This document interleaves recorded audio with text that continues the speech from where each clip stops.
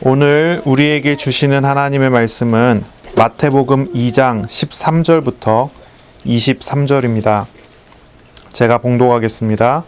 그들이 떠난 후에 주의 사자가 요셉에게 현몽하여 이르되 헤롯이 아기를 찾아 죽이려 하니 일어나 아기와 그의 어머니를 데리고 애굽으로 피하여 내가 내게 이르기까지 거기 있으라 하시니 요셉이 일어나서 밤에 아기와 그의 어머니를 데리고 애굽으로 떠나가 헤롯이 죽기까지 거기 있었으니 이는 주께서 선지자를 통하여 말씀하신 바 애굽으로부터 내 아들을 불렀다 함을 이루려 하심이라. 이에 헤롯이 박사들에게 속은 줄 알고 심히 노하여 사람을 보내어 베들레헴과 그 모든 지경 안에 있는 산의 아이를 박사들에게 자세히 알아본 그때를 기준하여 2살부터 그 아래로 다 죽이니 이에 선지자 예레미야를 통하여 말씀하신 바 라마에서 슬퍼하며 크게 통곡하는 소리가 들리니 라헬이 그 자식을 위하여 애곡하는 것이라. 그가 자식이 없으므로 위로받기를 거절하였도다 함이 이루어졌느니라. 헤롯이 죽은 후에 주의 사자가 애굽에서 요셉에게 현몽하여 이르되 일어나 아기와 그의 어머니를 데리고 이스라엘 땅으로 가라. 아기의 목숨을 찾던 자들이 죽었느니라 하시니 요셉이 일어나 아기와 그의 어머니를 데리고 이스라엘 땅으로 들어가니라. 그러나 아켈라오가 그의 아버지 헤롯을 이어 유대의 임금됨을 듣고 거기로 가기를 무서워하더니 꿈에 지시하심을 받아 갈릴리 지방으로 떠나가 나사렛이란 동네에 가서 사니 이는 선지자로 하신 말씀에 나사렛 사람이라 칭하리라 하심을 이루려 함일러라. 아멘. 오늘 말씀은 마태복음 2장 13절부터 23절입니다. 노예와 포로에서의 구원 그리고 나사렛 사람이라는 제목으로 우리가 함께 말씀을 나누겠습니다. 헤롯 대왕이 이제 동방박사를 기다리고 있었지요. 동방박사들이 헤롯에게 와서 유대인의 왕으로 나신 이를 찾아왔다라는 말을 듣고 헤롯 대왕이 준비를 한 것입니다. 동방박사에게 가서 유대인으로 왕으로 나신 이에게 경배하고 돌아와서 나도 가서 경배하게 누구인지 어떤 아이인지 어떤 집안인지를 자세히 나에게 가르쳐 줘라 라고 요청을 한 거예요. 그런데 하나님께서 이 동방박사의 길을 바꿔주셨지요. 헤롯에게로 가지 말고 돌아가라 해서 동방박사가 헤롯에게 가지 않고 그냥 돌아가게 됩니다. 그리고 그 사이에 하나님께서 하나님의 사자를 통해서 요셉에게 지시해서 애굽으로 떠나라고 한 거예요. 예수님과 마리아와 요셉은 애굽으로 떠납니다. 그리고 난 다음에 기다리던 헤롯 대왕이 동방박사가 돌아오지 않으니까 이제 속았구나라는 걸 알고 이 동방박사들에게 들었었던 그 내용을 가지고 베들레헴과 그 근방에 살고 있었던 모든 집안의 아이들, 2살 아래 아이들을 전부 죽이라고 명령을 내려요. 이제 그러한 사건이 벌어진 것입니다. 그리고 예수님과 이제 마리아, 요셉은 애굽에서 계속 머물고 있다가 이제 하나님께서 돌아가라고 하는 그런 말씀을 따라 이제는 이제 베들레헴으로 돌아가지 않고 나사렛으로 가게 됩니다. 그게 이제 오늘 나오는 그 장면이에요. 그러니까 예수님께서 몇 번 이사를 하셨다 이거죠. 이제 그것이 오늘 나오는 이제 본문인데, 오늘 이제 본문을 보면은 마태는 구약 성경에 예언된 것이 성취된 것으로 3가지를 예를 들어서 설명을 하는 거예요. 오늘 본문을 3가지를 예를 들어서. 첫 번째는 예수님께서 애굽으로 가셨던 것 가지고 이야기를 해요. 애굽에서부터 내 아들을 불렀다라고 하는 말씀이요. 두 번째는 이제 베들레헴에 살고 있는 2살 아기들이 다 죽게 됐단 말이에요. 그것을 가지고 하는 예언이에요. 예레미야의 예언을 예를 들었어요. 라마에서부터 들리는 애곡하는 소리, 통곡하는 소리. 그리고 세 번째는 뭐냐면 예수님께서 나사렛이라는 동네에 가서 사시게 되는 것. 그걸 두고 얘기해요. 나사렛 사람이라 칭함을 이루려 하신다라고 하는 그런 말씀이에요. 이 3가지 예언, 이것을 중심으로 이제 오늘 조금 말씀을 읽고 보겠습니다. 이 세 가지 예언을 통해서, 세 가지 본문을 통해서 오늘 우리에게 주시는 하나님의 말씀이 어떤 것인지, 어떤 메시지인지를 우리가 볼 수가 있어야 되겠지요. 베들레헴에 살고 있는 2살 이하의 사내 아이들이 죽었어요. 얼마나 죽었느냐? 사실 이제 많은 숫자가 죽지는 않았어요. 이 당시 이제 기록에 의하면 베들레헴이라는 동네에 살고 있는 사람이 약 300명쯤 됐다고 해요. 그러니 이제 많이 잡아서 추산을 해도, 많은 숫자를 잡아갖고 추산을 해도 30명이 될 수가 없어요. 약 20명 안팎이 될 거예요. 20명 안팎이 되는 아이들이 이제 죽게 된 것입니다. 그러니 이게 뭐 많이 죽었다, 그렇지 않았다를 떠나서 뭘 이야기하냐면, 말씀의 성취가 그 자리에서 그곳에서 이루어진다는 거예요. 거기에 관심 있고 거기에 집중하고 있어요. 메시지 자체가 거기에 집중되어 있어요. 오늘 이렇게 말씀을 봐야 하겠습니다. 보통 우리가 이스라엘을 이야기하면 두 강 사이에 있는 나라, 그렇게 이야기를 해요. 이스라엘이 두 번의 큰 구원이 있었어요. 이스라엘 민족에 대한 두 번의 큰 구원이 있었어요. 그 첫 번째는 우리가 잘 알고 있는 출애굽입니다. 출애굽. 애굽 땅에서 나오게 된 거예요. 나일강을 건너서, 홍해를 건너서 이제 이스라엘이 광야를 거쳐서 이제 가나안으로 들어가게 됐죠. 두 번째 큰 강은 뭐냐면 이제 메소포타미아에 있는 유프라테스 강, 티그리스 강이죠. 그 강을 건너온 거예요. 이스라엘이 포로로 끌려갔어요.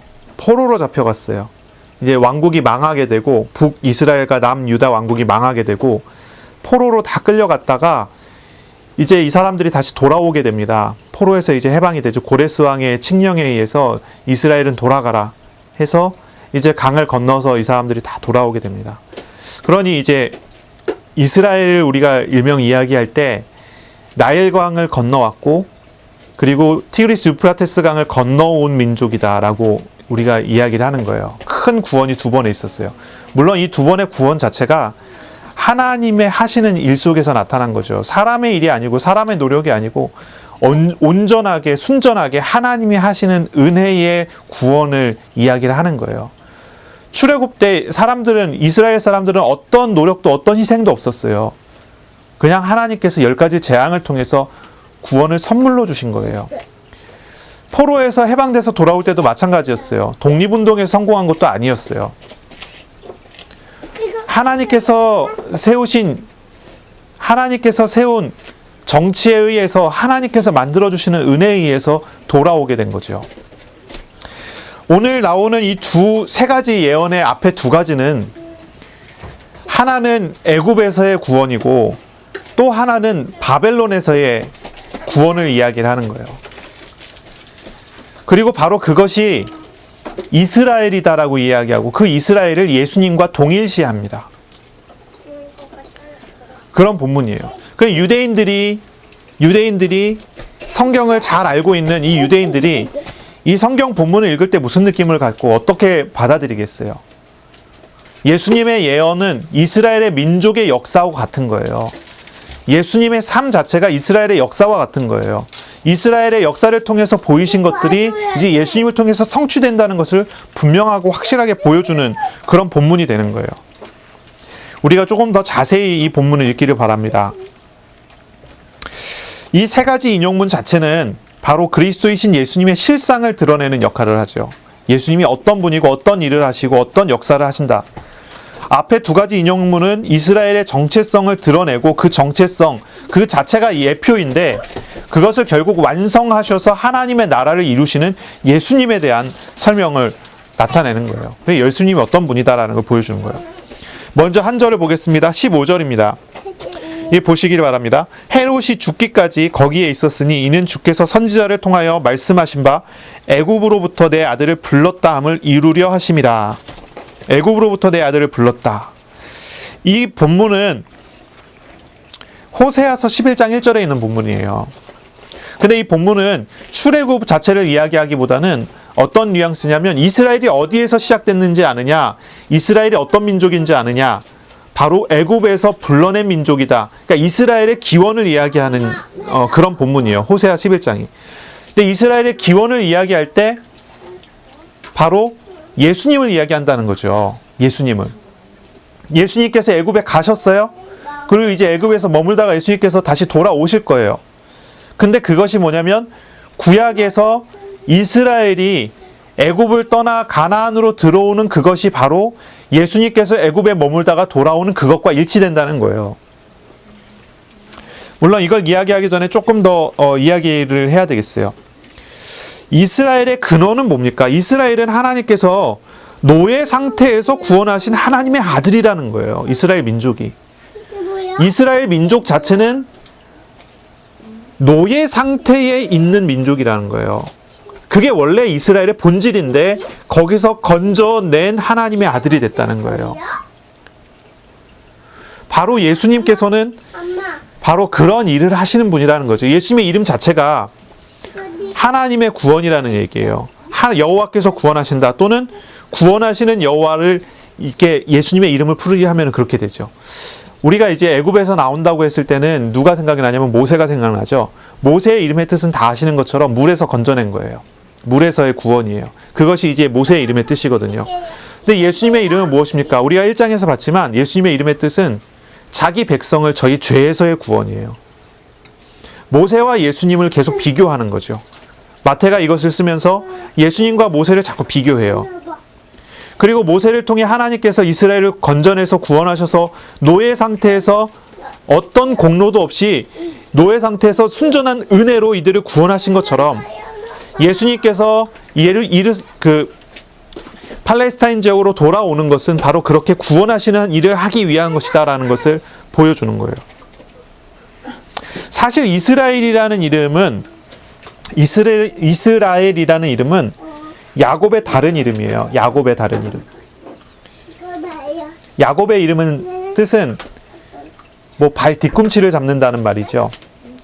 그런데 이스라엘이라는 이름은 뜻은 하나님과 겨루어 이기다라는 뜻이에요. 이름이 참 많이 차이가 나죠. 이스라엘이 어떻게 이스라엘이 됐을까요? 이스라엘이 어떻게 이스라엘이 됐을까요? 야곱이 브니엘이라는 지역의 야복 나루에서 야복 강가이죠. 거기서 하나님의 사자와 씨름을 합니다. 거기에서 이제 야곱의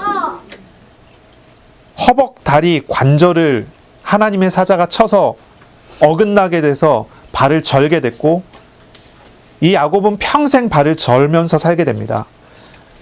바로 그때 이루어졌던 사건이에요. 원래는 이제 내용을 보면은 야곱이 아주 위기를 만난 거예요. 위기를. 야곱의 형 에서가 야곱을 죽이려고 아주 원한을 가지고 기다리고 있었는데 야곱이 그 소식을 알고 그 사실을 알고 자기가 그냥 들어가면 죽게 생겼으니까 제일 먼저는 야곱이 에서에게 보내는 선물인 것처럼 포장해서 자기 삼촌 라반의 집에서 얻은 재물들을 먼저 포장해서 보내요. 근데 그거를 받고 화를 풀면 좋겠지만 그걸 받고도 자기 형 에서가 화를 풀지 않는 거예요. 그래서 야곱이 이제 걱정이 되는 거예요. 그래서 이제 한 사람 한 사람 이제 재물을 보내고 그 다음에는 자기 자식들을 보내고 자기 아내를 보내고 이렇게 한 명씩 보내기 시작을 하는 거예요. 자기의 가지고 있는 모든 것을 다 보냈는데도 야곱의 몸만 딱 남았어요. 전부 보내고 아무것도 가지지 않은 상태에서 완전 빈털터리가 돼갖고 지켜보는데 에서가 그래도 화를 풀지 않고 있어요. 이 야곱이 이제 절망스러운 거죠. 아주 위기죠. 이제 내가 죽게 됐구나라고 하는 그런 생각을 하게 되는 거예요.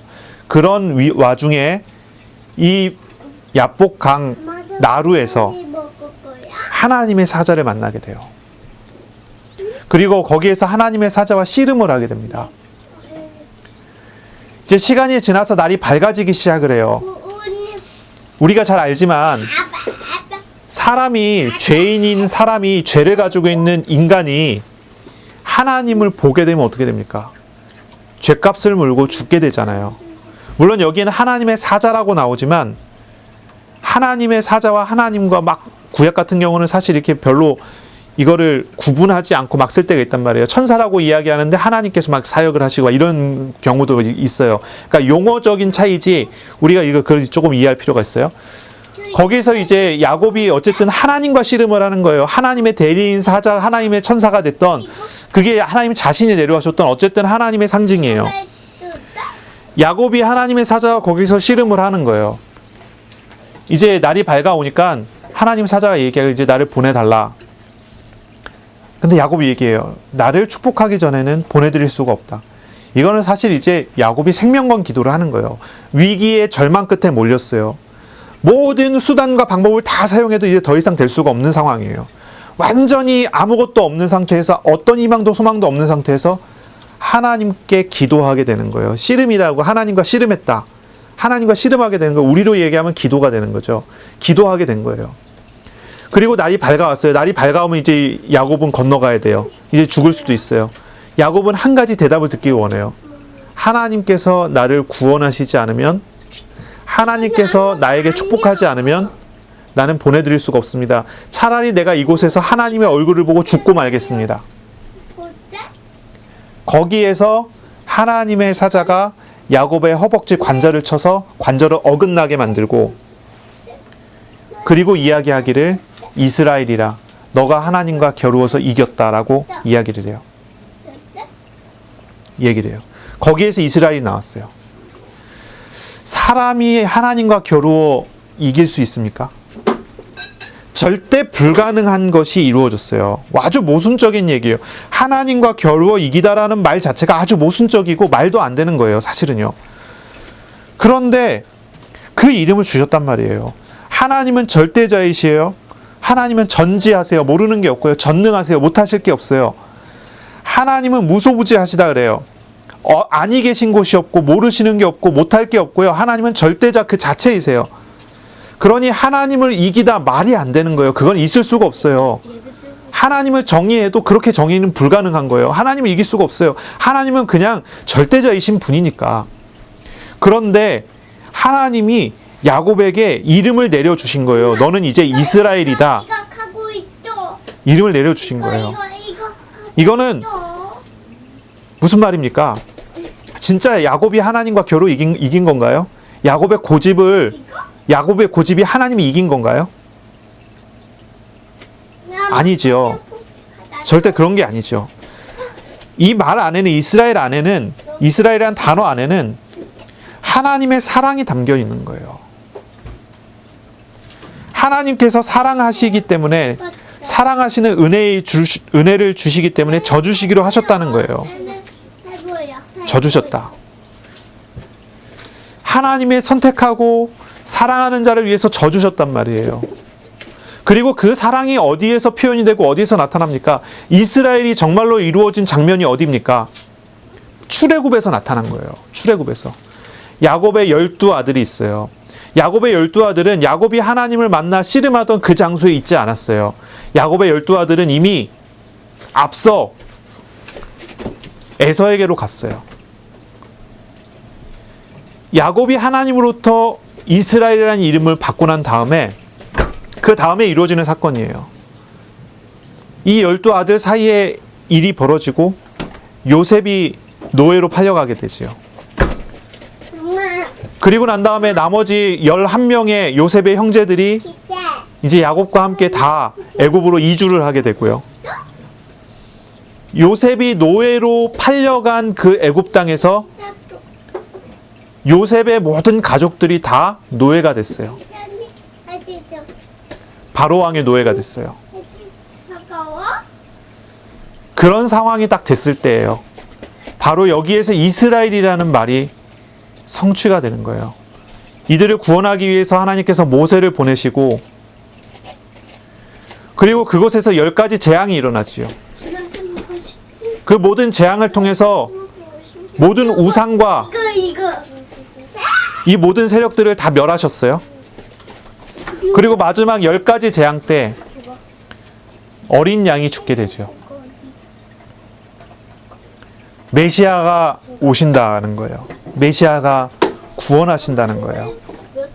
죄를 짊어지신 하나님께서 죽으신다는 거예요. 이것이 바로 이스라엘이 선명하게 나타나고 분명하게 나타난 그런 사건이죠. 지금 그쪽에 1번. 아, 일본. 응, 1번. 그래. 그 핸드폰 엄마 줘. 엄마. 아예 엄마 줘. 응.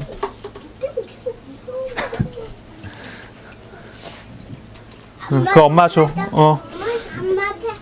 엄마 가서 뺏어야 아예. 응, 그렇게 해. 응. 그래. 응. 앉아서. 자, 우리가 말씀을 더 보겠습니다. 그러니 보세요. 하나님께서 이스라엘을 약속하시고 이스라엘의 민족을 주시는데 이스라엘 민족은 12부족으로 12민족으로 이루어져요. 그 이스라엘의 12민족은 야곱의 12아들을 통해서 이루어진 민족이에요. 야곱의 12아들.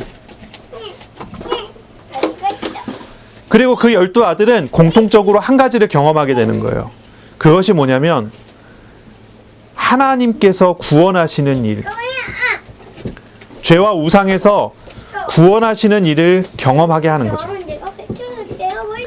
그것이 바로 하나님과 겨루 이긴다는 거예요. 하나님이 져주시는데 모든 죄를 다 짊어지시고 죽으심을 약속하시고 그것을 이루시는 것.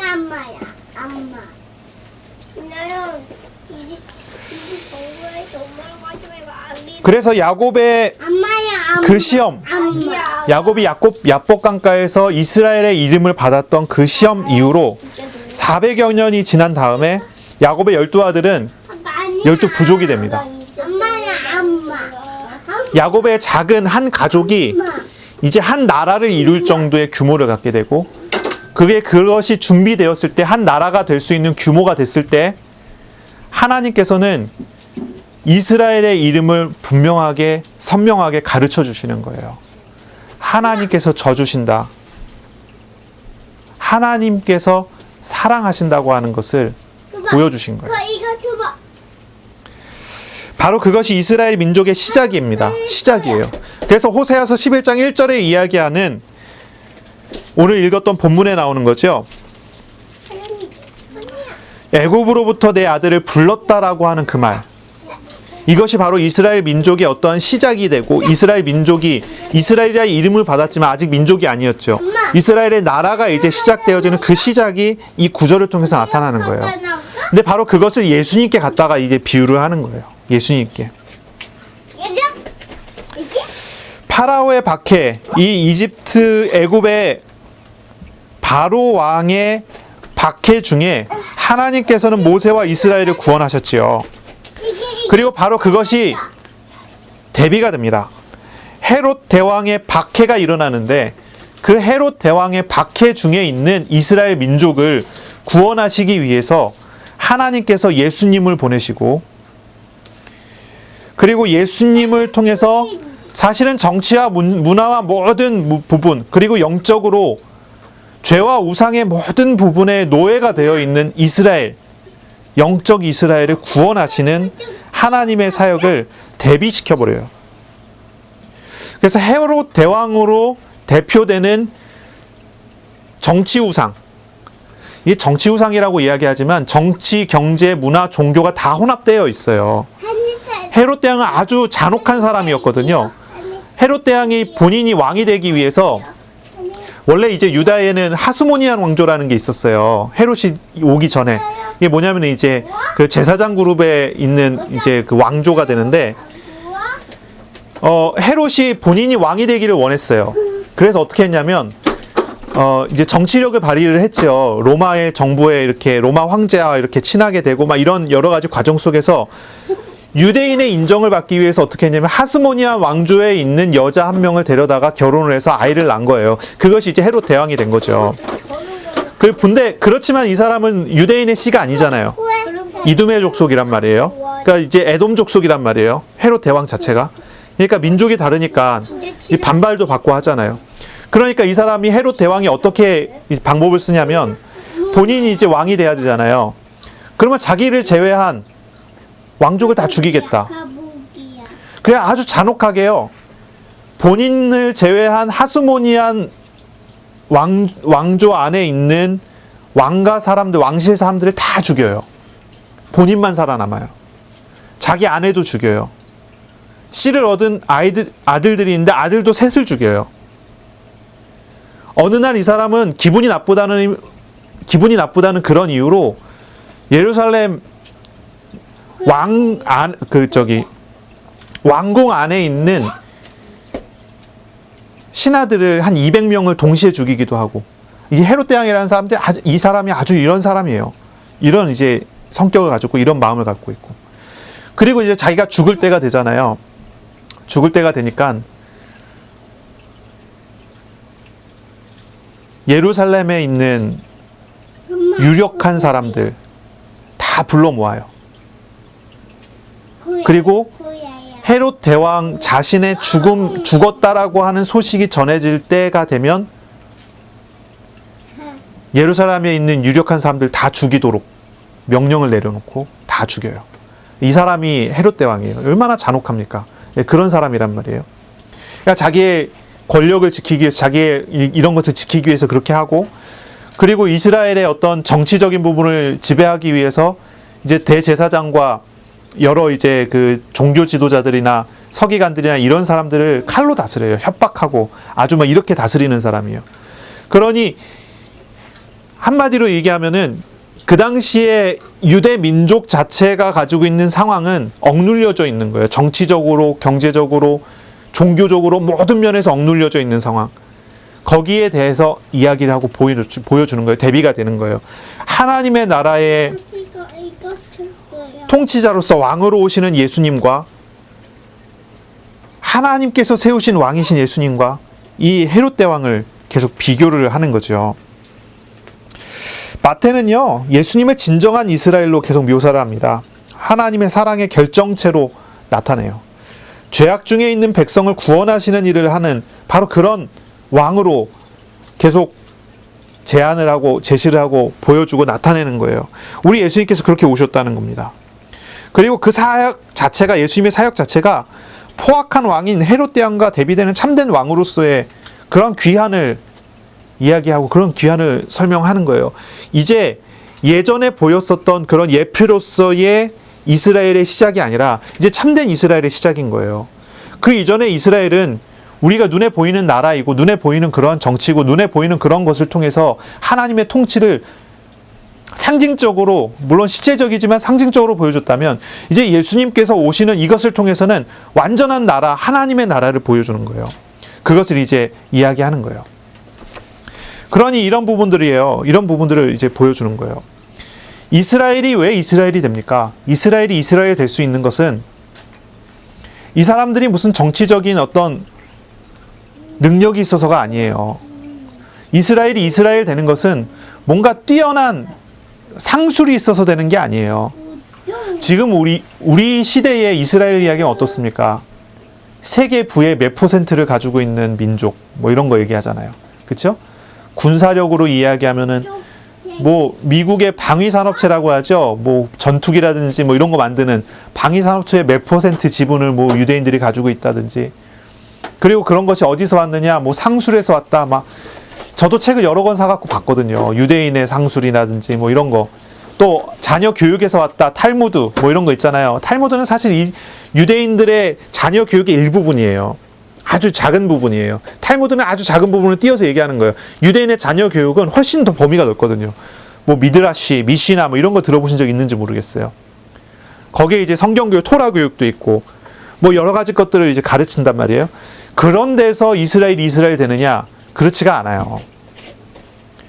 이스라엘의 유대교에 입교해 유대교적인 교육을 받으면 이스라엘이 될까요? 이스라엘 사람답게 될까요? 유대인답게 되는 것은 토라 교육이다. 뭐 어떤 분은 그렇게 얘기를 해요. 뭐 유대인 연구를 많이 하신 분들 같은 경우 뭐 그런 얘기를 하신 분도 있어요. 뭐 유대인 뭐 무슨 요즘에는 무슨 뭐 하여튼 뭐 제 이름이 잘 기억이 안 나는데 요즘에 또 유행하는 게 있어요. 유대 교육에서 우리 또 배워와갖고 한국에서 이제 막 교회 다니면서 강연하고 막 가르치는 것도 있어요. 어쨌든 뭐 몇 가지를 가지고 유대인들이 이런 민족이고 저런 민족이고 그런 민족이고 막 얘기 많이 하는데, 근데 한번 보세요. 오늘 본문 보세요. 이스라엘이 이스라엘 되는 건 뭐예요? 이 당시 유대인들이 자신이 이스라엘 민족이다, 히브리 민족이다, 자신이 유대인이다, 그거에 대해서 정체성을 가지고 있고 자부심을 가지고 있단 말이에요. 그럼 그게 어디서 오냔 말이죠. 현대 유대인들 자녀 교육은 그렇게 한대요. 딱 우리 아이들 나이 됐을 때쯤에 이런 아이들을 어디로 데려가냐면 저기 홀로코스트 기념관을 데려간다는 거예요. 그럼 뭐냐면은 이제 거의 뭐 한 2000년간 이어져 내려온 역사 속에서 있었던 유대인 박해 기념관이에요. 그래서 뭐 히틀러에 의해서 어떻게 죽었고 히틀러에 의해서 어떻게 박해를 받았고 우리 민족이 어떻게 고통을 당했고 고난을 당했고 이런 것들이 아주 자세히 그리고 아주 실감나게 기록이 되는 그런 박물관을 만들어 놓고 아주 필수 코스라는 거죠. 아이들이 자라나는데 어느 정도 인지할 수 있는 정도 나이가 되면 거기를 데려간대요. 그리고 거기를 이제 데리고 한 바퀴를 쭉 돌고 나올 때는 아이들이 눈물 콧물 다 빼고 울면서 나온다는 거예요. 그리고 마음에 뭘 갖고 나는 유대인이다 이걸 갖고 나오게 한다는 거예요. 뭐 그런 식으로 얘기를 하고 또 뭐 유대인 교육은 또 어떻고 저쩌고 막 얘기가 많아요. 어쨌든 이스라엘이 이스라엘 되는 거는 뭡니까? 이 당시 지금 이스라엘 민족들은 교육을 그렇게 한다고 하는데 이 당시 이스라엘 민족들이 자기 나라의 자기 민족의 정체성을 어떻게 심냔 말이에요. 그리고 그런 정체성을 어디서 확인하게 하고 어디서 알게 하고 그리고 그렇게 자라나게 하느냐는 거죠. 마태는요, 이스라엘의 시작이 되는 이스라엘의 민족의 기원이 되는 걸로 알려져 있는 성경 구절을 딱 인용함으로써 그것이 바로 예수님이다라고 얘기하는 거예요. 예수님이라고 얘기하는 거예요. 이스라엘 민족이 이스라엘 민족 되는 거는 당시 교육을 생각해 보면은 율법 교육이란 말이에요. 토라 교육이란 말이에요. 바울이 했던 얘기를 기억합니다. 난지 8일 만에 할례를 받고 히브리인 중에 히브리인이요 베냐민 지파요 막 그러면서 율법의 의로는 조금도 흠이 없고 이게 뭐냐면은 유대인들에게 통하는 자랑거리예요. 다시 말해서 유대인의 정체성이 사실 그런 쪽에 있어요. 성경대로 율법대로 토라대로 전통대로 우리는 이런 사람이다. 로마인이나 아니면 다른 이방 민족을 만났을 때 저 사람들은 개돼지나 다름없다. 우리는 선민이다. 우리는 하나님이 선택한 민족이다. 우리는 율법을 지키는 사람들이다.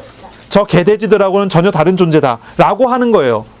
유대인들이 가지고 있는 정체성이 거기에 있어요. 적어도 성경에 기록된 이 시대는 분명히 그랬어요. 물론 이것이 뭐 찐하냐 약하냐의 차이는 있을 거예요. 예수님이 안식일날 뭐를 하니까 그걸 가지고 막 시비를 걸 정도로 이 사람들은 여기에 대해서 이 율법을 지켜야 된다고 하는 사실 율법도 그대로의 율법이 아니에요. 율법을 해석한 내용을 가지고 지켜야 된다고 그래요. 미드라시를 가지고 한다고 그래요.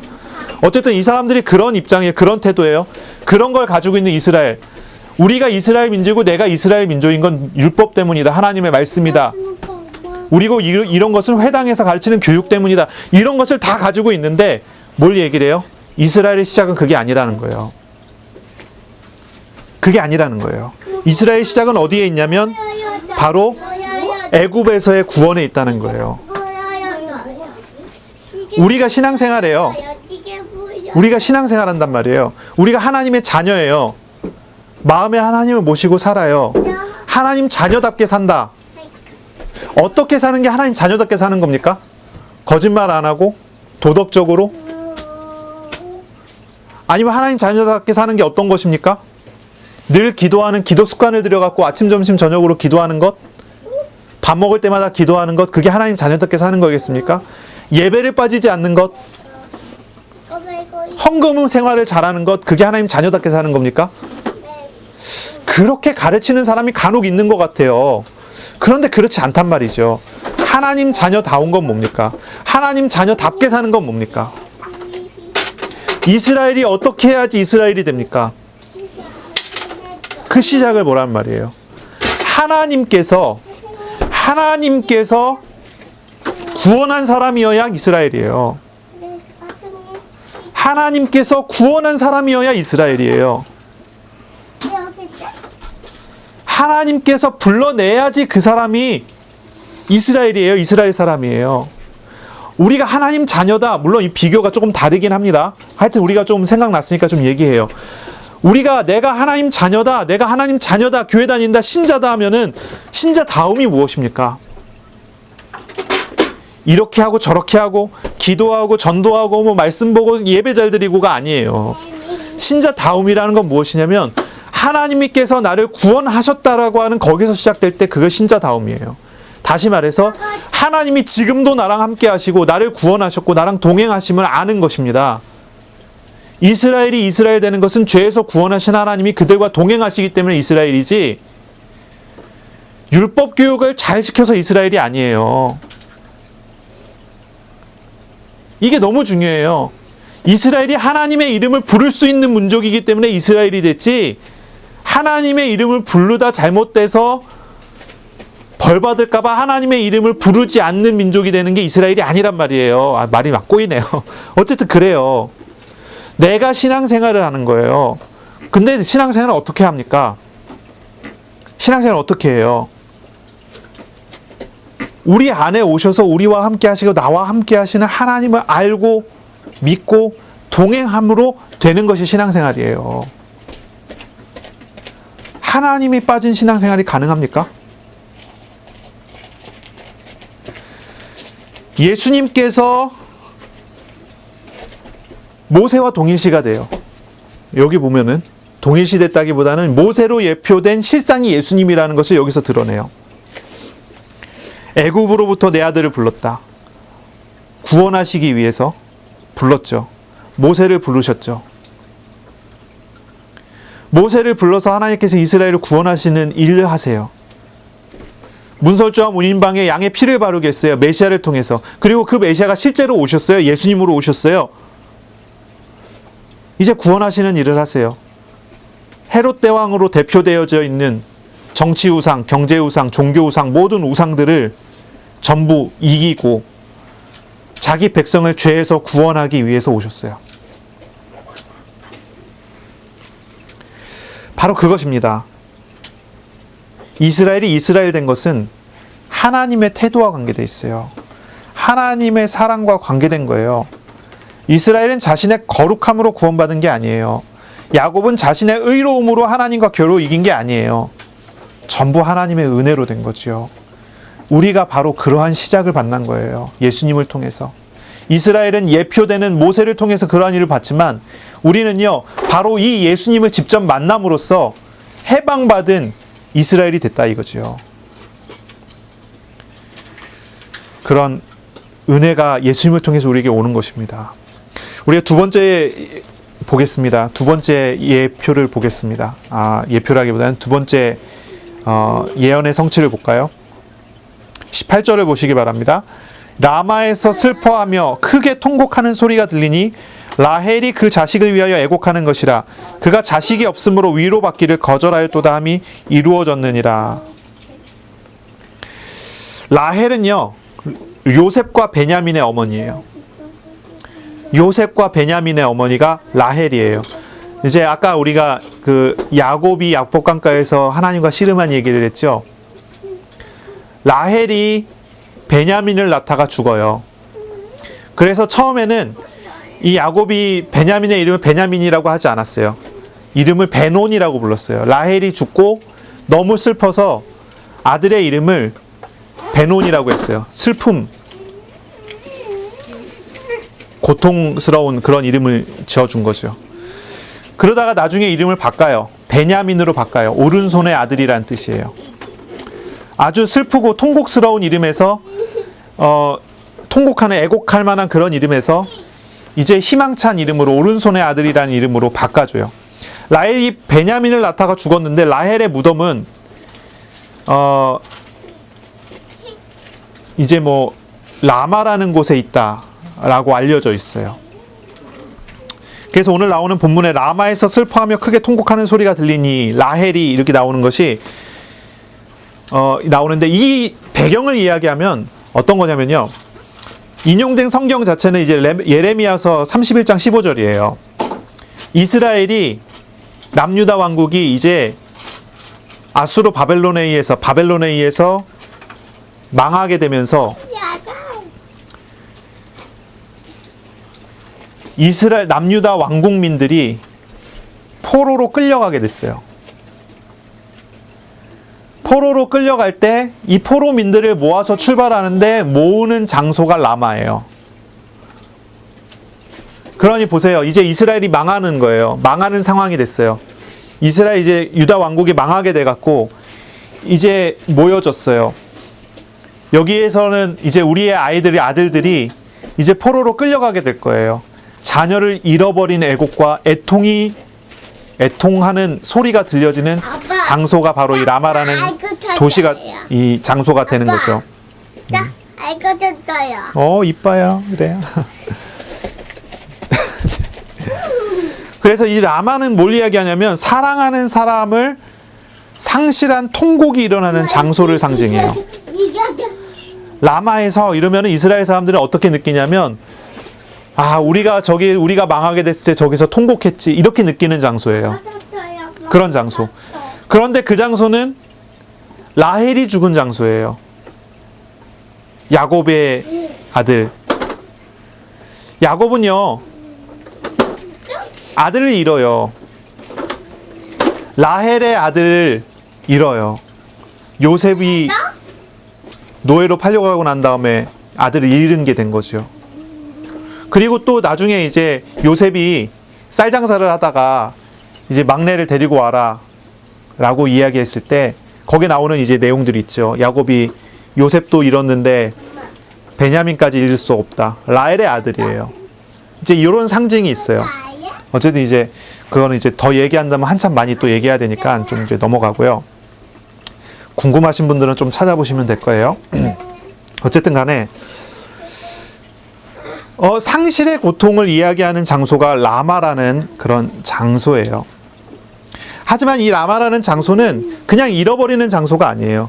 예레미야 선지자를 우리가 이해할 필요가 있는데 예레미야 선지자는 이렇게 외쳤어요. 아주 유대 왕들의 반대를 받았어요. 요시야 왕에게는 환영을 받았지만 그 다음 왕들 여호야긴, 시드기야 왕한테는 환영을 받지 못했어요. 왜 그러냐면 이 예레미야의 예언이 이렇게 나왔거든요. 전쟁이 일어난단 말이에요. 하나님의 말씀에 진다고 했고 망한다고 했으니 싸우지 말고 그냥 항복해라. 그리고 포로로 끌려가라. 70년이다. 하나님 회복시켜 주신다. 이렇게 얘기했어요. 예레미야가. 그러니 유다 왕 입장에서는 이거는 완전히 뭐랄까요? 우리나라를 표현하자면 친일파처럼 느껴지는 거예요. 한마디로. 그렇게 느껴지는 거예요. 싸우지 말고 지래요. 싸우지 말고 항복하래요. 그냥 포로로 끌려가래요. 이 예레미야 선지자의 말이에요. 싸우면 다 죽어요. 그냥 끌려가고 포로로 끌려갔다가 남은 자가 돌아오니까 돌아오면 돼요. 그런데 유대 왕들은 그렇지 않아요. 싸워요. 전쟁을 해요. 그리고 다 망해요. 처절하게 망해요. 마지막 왕 시드기야는 어떻게 됩니까? 완전히 망해서 쇠고랑을 차고 맨발로 먼 길을 왕이 포로가 돼갖고 끌려가요. 아주 처절하게 망한단 말이에요. 그런 어떤 일련의 상황을 두고 예레미야는 예언을 하는 거예요. 그러나 예레미야가 이야기하는 포로로 끌려감에 대한 이야기는요, 망함이 아니에요. 하나님이 예언되어진 소망이 있어요. 돌아온다라고 하는. 이 소망이 있어요. 예수님께서 애굽으로 가셨어요. 애굽에 그 당시에 예수님께서 어디로 가셨냐? 알렉산드리아라는 도시로 가셨어요. 아주 잘 아시지요? 로마 시대에 세계 최대의 도서관이 있는 도시. 이 알렉산드리아에는요, 당연히 헤롯 대왕의 영향력은 전혀 미치지 못하고, 그리고 알렉산드리아에는 당연히 그 당시에 많은 숫자의 유대인들이 자리 잡고 있어요. 그럼 예수님께서 피난 가시기 아주 좋은 장소예요. 어쨌든 예수님께서 피난을 가셨어요. 그리고 남은 그 땅에서는 애곡 소리가 울리기 시작해요. 애곡 소리가 울려요.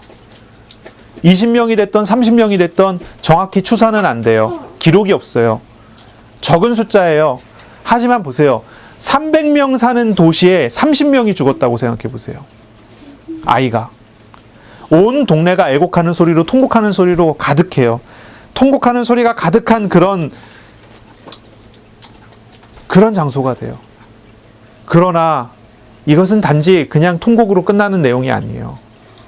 그 안에는 담겨져 있는 소망이 있어요. 소망이 있어요.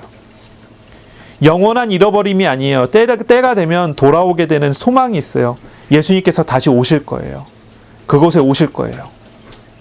그리고 그것은 포로에서의 해방, 영원히 묶여있는 죄와 우상과 저주에서의 해방이에요.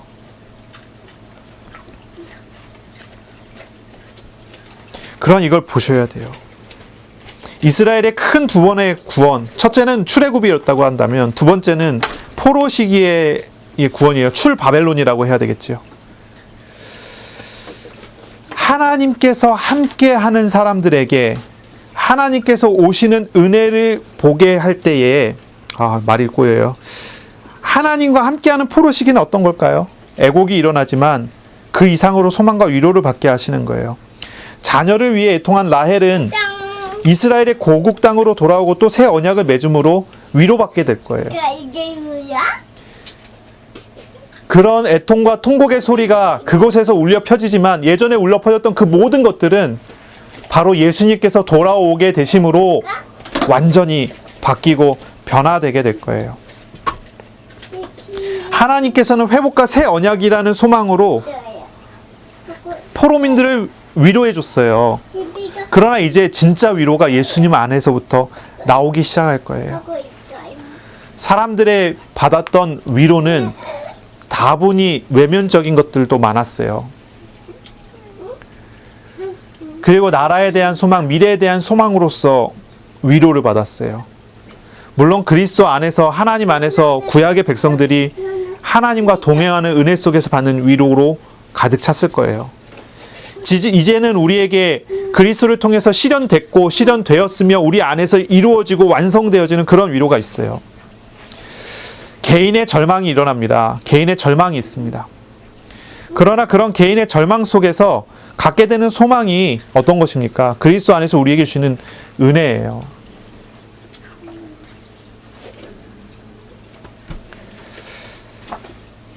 우리가 절망할 수 있어요.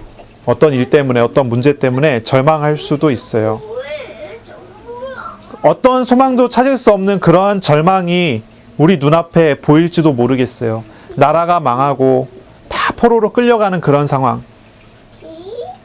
내 아들이 다 포로로 끌려갔구나. 내 아들을 상실하게 됐구나라고 하는 그러한 절망. 어쩌면 야복 강가에서 야곱이 느꼈던 그런 절망과 비슷하겠어요. 모든 거를 다 내어줬지만 풀 수 없는 문제를 가지고 있는 거예요. 그러나 그러한 절망과 그러한 문제 속에서 우리 주님께서 위로해 주세요. 메시아를 통해 위로해 주세요. 야복 강가에서 야곱은 하나님과 겨루어 이기다라고 하는 그러한 이름을 받았어요. 애굽에서 이스라엘은 노예 생활이라고 풀리지 않는 문제의 절망 속에서 출애굽이라는 놀라운 은혜를 받았어요. 이제 포로로 끌려가는 아들을 잃어버린 어머니들에게 이제 아들이 돌아오는 소망, 하나님께서 주시는 소망, 하나님께서 주시는 위로가 과거에는 이렇게 표면적으로 나타났어요. 떠났던 아들이 돌아온다. 이제 우리에게는 어떻게 이루어집니까? 그리스도를 통해서 완성된 것은 무엇입니까? 영원한 하나님의 나라, 하나님이 임재하시고 동행하시고 동거하시는 놀라운 은혜가 그리스도 안에서 우리 마음에, 우리 안에 성취되어지고 이루어지는 거예요.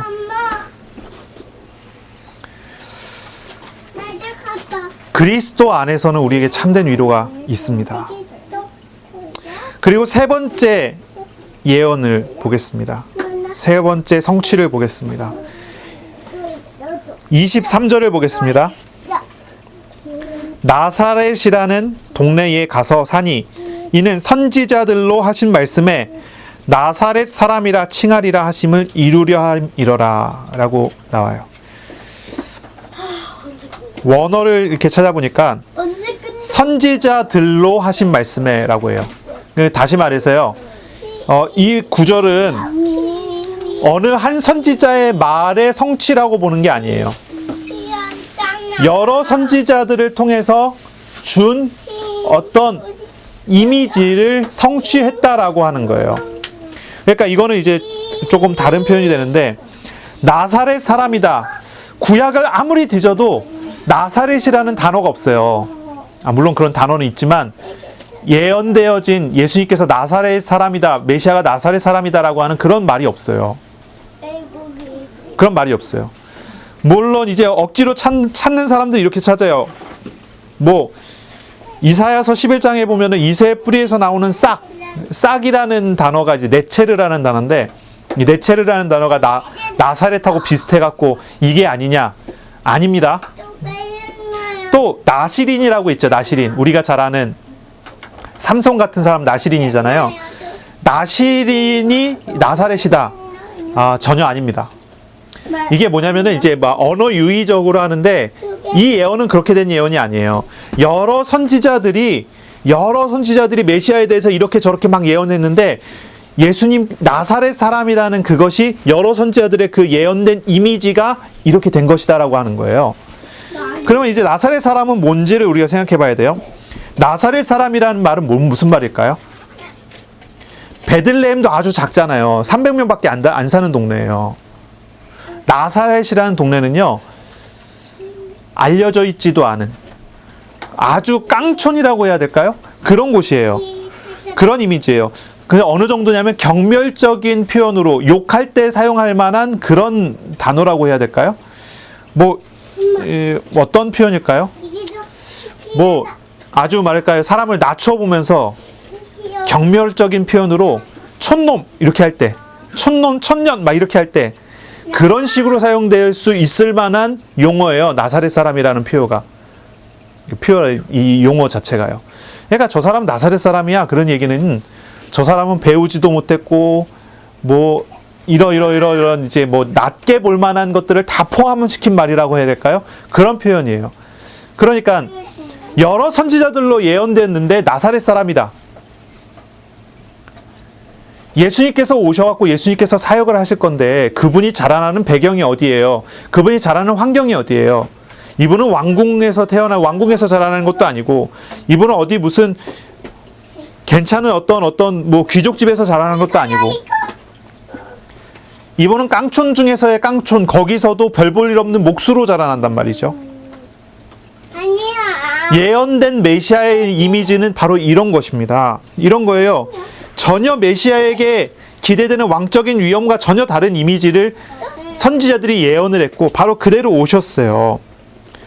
구약 성경에서는 겸손하고 배척당하는 메시아를 예언을 했고, 예수님께서는 바로 그렇게 오셨어요. 그것이 나사렛 사람이라는 단어로 성취가 되고 나타나는 거예요.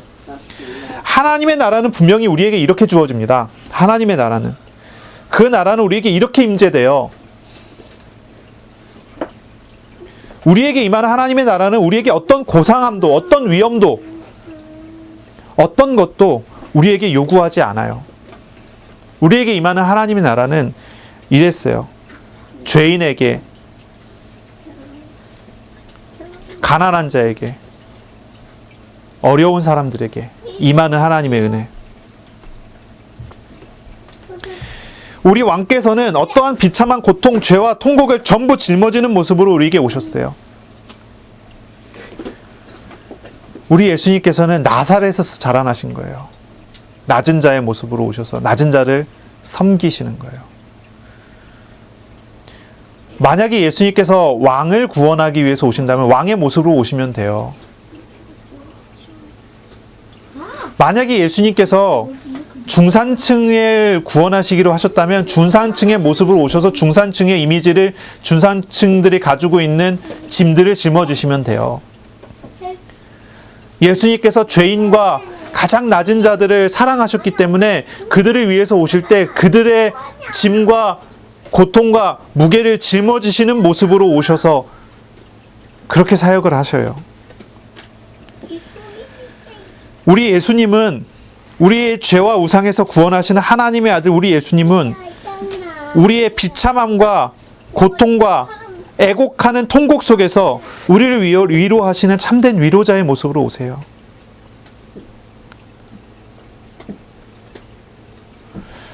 예수님의 오심은 분명히 이렇게 오셨어요. 예수님의 사역은 분명히 이렇게 나타났어요. 예수님의 어린 시절은 이렇게 우리에게 주어졌어요. 예수님의 어린 시절은요, 포로와 노예에서 구원하시는 구원자의 모습으로 오셔요. 우리에게 어떠한 것도 요구하지 않았어요. 사실 한계와 비참한 어떤 육신적인 한계를 만나 있는 그런 사람들, 억눌려져 있고 고통당하고 현장에서 시험당하고 시달리고 고통당하는 그런 사람들을 위해서 그들 사람들을 구원하시기 위해 오셨어요. 그런데 구원하시기 위해서 오셔서 구원하시는 그분의 사역과 모습은 가장 낮은 곳, 나사렛 사람으로. 유대인들이 이 마태복음을 읽으면서 무슨 생각을 했을까요? 저는 이 성경을 이렇게 읽으면서, 마태복음을 쭉 읽으면서 유대인들이 이 성경을 어떻게 읽었을까? 계속 그 생각이 나요. 그래서 성경 이게 준비하고 설교 준비하면서도 계속 이걸 읽을 때 이제 유대인들의 생각들을 보게 돼요. 메시아가 오셨는데 어떻게 이렇게 비참한 모습입니까? 메시아가 오셨는데 어쩌면 이렇게 연약한 모습입니까? 메시아가 오셨는데 이스라엘 역사에 가장 고통스러웠던 두 가지 기억을 예수님께서 짊어지신다는 거예요. 짊어지셨다는 거예요. 유대인들 기억 속에 가장 비참했던 두 가지 기억, 애굽에서의 노예와 바벨론에서의 포로 생활을 예수님께서 다 짊어지셨단 말이에요. 그리고 그 결정이 뭐예요? 나사렛 사람이라.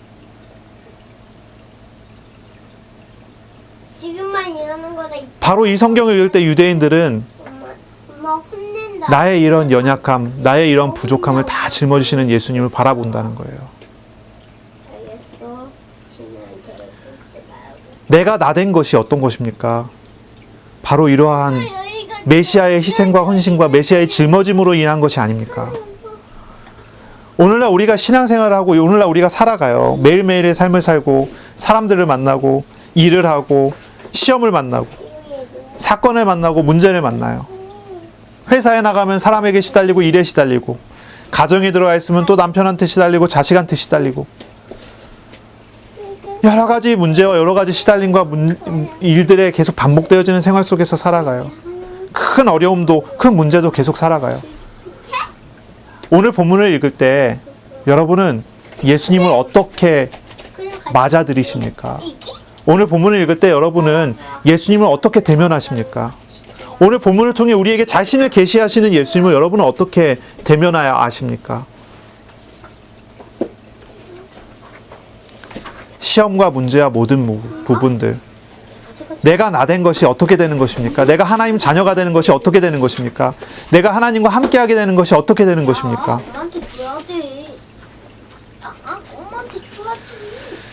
오늘 우리가 예수님을 바라봅니다.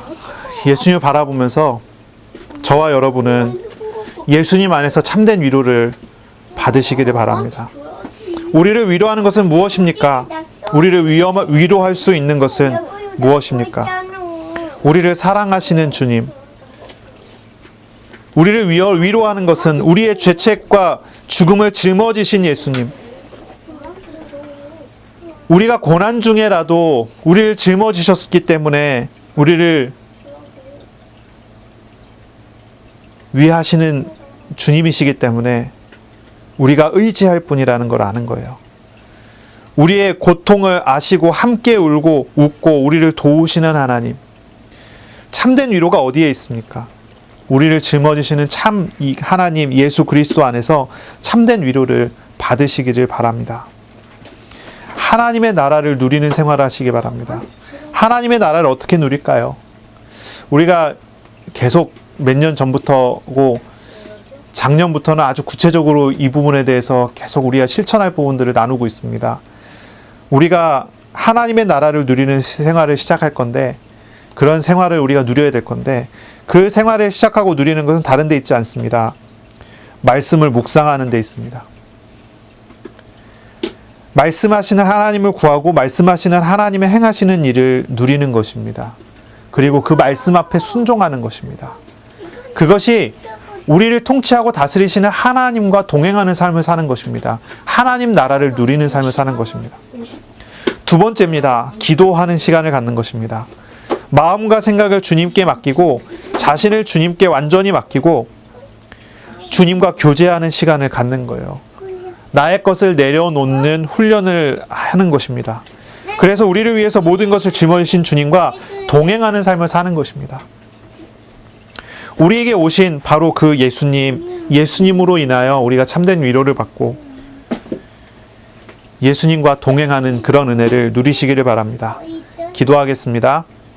살아계시고 역사하시는 하나님, 오늘도 말씀하시고 우리 가운데 은혜 주시는 하나님, 우리가 하나님을 더욱 온전히 바르게 알아가기를 원합니다. 우리 가운데 오신 창조주 우리 하나님과 친밀한 교제를 나누기 원합니다. 오늘 말씀을 통해서 우리에게 자기 자신을 계시하여 보여주신 예수님을 더욱 깊고 바르게 알아가고 주님과 교제하기 원합니다. 우리에게 은혜를 더욱 내려 주옵소서. 말씀을 묵상하고 기도하는 우리들 되도록 은혜 내려 주옵소서. 감사합니다. 예수님 이름으로 기도합니다. 아멘.